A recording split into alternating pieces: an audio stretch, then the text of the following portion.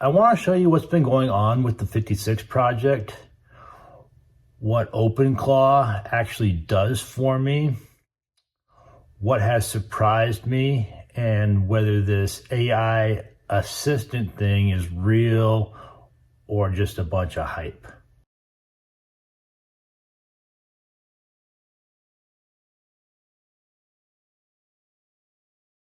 Three months ago, I was scrolling through social media and I came across a post on OpenClaw. What OpenClaw is, it's an open source AI assistant that you can download and run on your own computer. I found this interesting. Prior to that, I didn't want anything to do with AI. I didn't think there was a use case for a guy like me. But what I saw was these guys, most of these guys were like coders and whatnot, and they have technical backgrounds, and they were building and digital-based businesses, so online businesses. So they're developing software and just doing all kinds of online stuff, but they're having these AI assistants totally operate the business for them. Well, I thought this is pretty cool. And I was wondering, hey, can a guy like me, I'm a utility arborist, so I work a full-time job, I trim trees around power lines. I don't have a lot of technical expertise. However, I'm good at watching tutorials and following instructions. So I'm able to figure things out in that way, thanks to YouTube. Anyway, I got to thinking to myself, hey, can I use this thing to start and run a side business?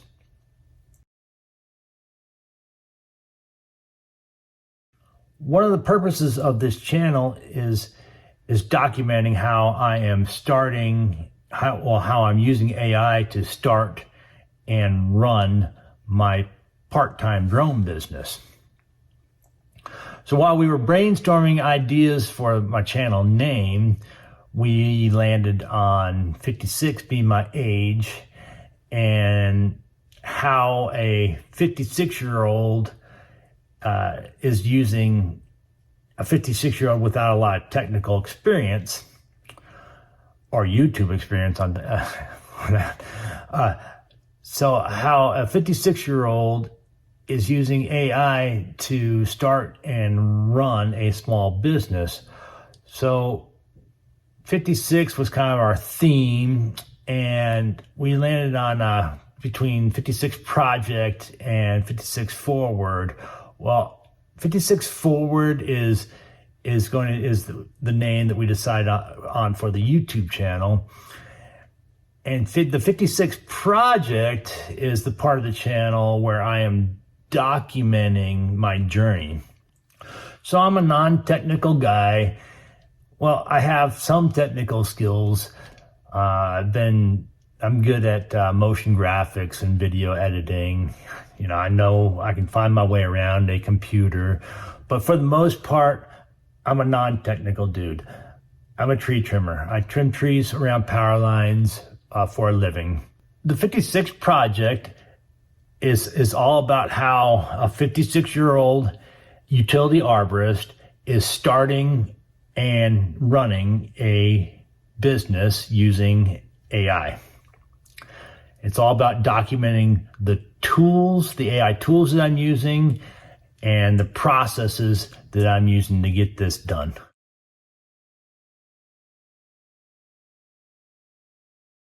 My very first interaction was just a basic shopping list. I was out shopping with my wife, and I thought, I pulled out my phone, and I have my have R2 set up at home on my Mac Mini, and I opened up Telegram on my phone and sent him a message.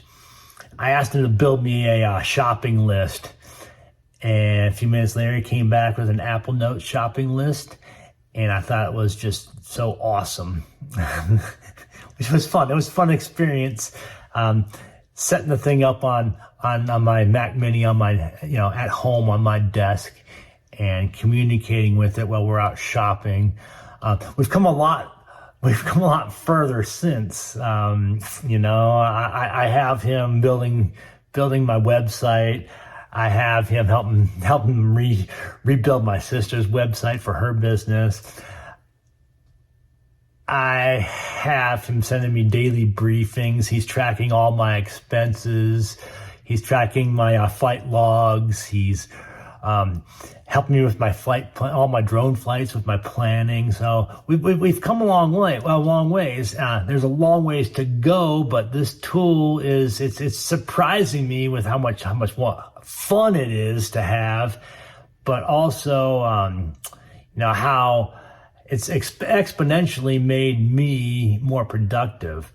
I mean, every day in my daily briefing, he sends me, hey, these are your tasks. I have tasks set up on Notion, and he has access to my Notion account. And so I have my to-do list set up there, and he's telling me, hey, what's coming up, what I need to do today, what's overdue, keeping me accountable. These are my goals. We set goals for short-term and long-term goals, and for the short-term goals, he's on those every day. Hey, this is where we stand. So it's a great tool for accountability and for motivation. Whenever I think about something and I'm not at home, I can pull out my phone and send him a quick message. Hey, remember this, or remind me to do this, or look up this, or file this. Hey, this is a great article.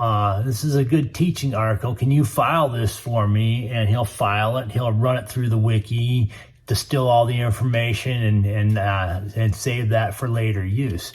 So it's really fascinating, and it's fascinating. It's fun, and it's really, really useful. I'm excited to see where this whole thing is going to go. I mean, long term, eventually, I want R2 to monitor my website, to monitor email. He's going to have his own email address, but I want him to monitor email.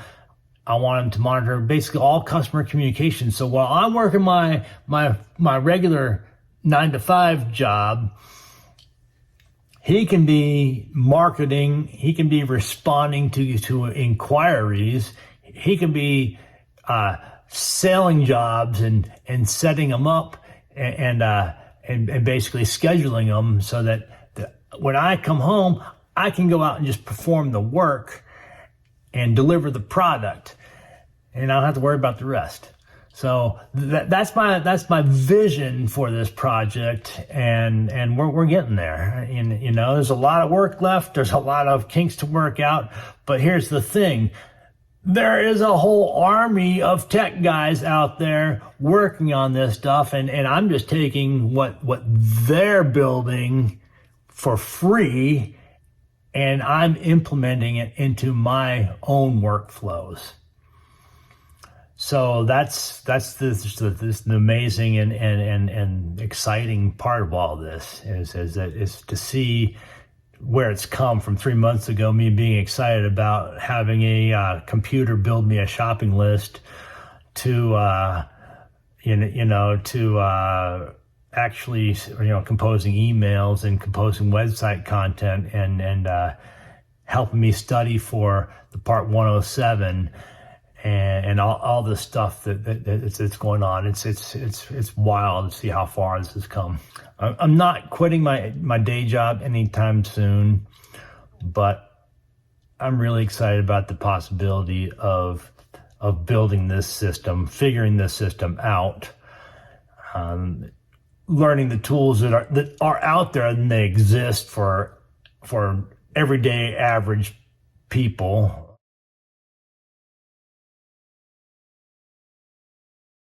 Really, this tool is making me exponentially more productive. on the one hand. On the other hand, it's creating a little bit of extra work, and I'll get into that in a little bit. But there is daily maintenance involved with this tool to keep it functioning properly, and hopefully long term I'll be able to figure all that out, or the tech guys can figure all that out, and I'll just use that those tools that they are building. If there's anything that you would like me to cover, or any workflows that you would like me to show in more detail, just comment below, and I'll either make a video or I'll post the resources on in the comments section. Over the next couple weeks, I'm going to start experimenting with another open source AI agent called Hermes. I'm going to see if that is a little bit better for my use case. It tends to have a little bit better security protocols and a little bit better of a memory system. And one of the biggest challenges I've had with my OpenClaw is